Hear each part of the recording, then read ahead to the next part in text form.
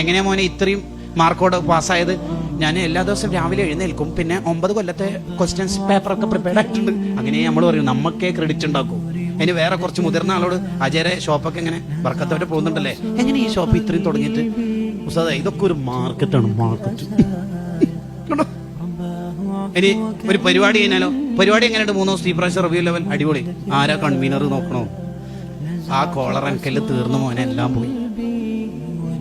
അന്നേരം മറിയം പോയി പറയും അത് അല്ലാതെ അന്നെയാണ് കേട്ടോ.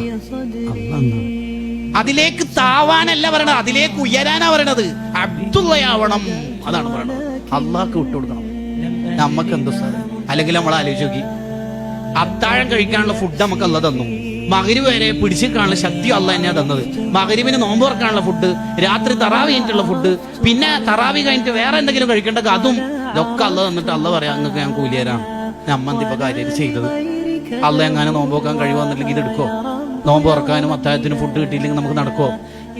കണ്ടോ, ഇത് ഹിക്കമിൽ വളരെ വിശദമായി ആശയം പറയുന്നുണ്ട്. പഠനത്തിന് അവിടെ നമുക്ക് സെർച്ച് ചെയ്യാവുന്നതാണ്.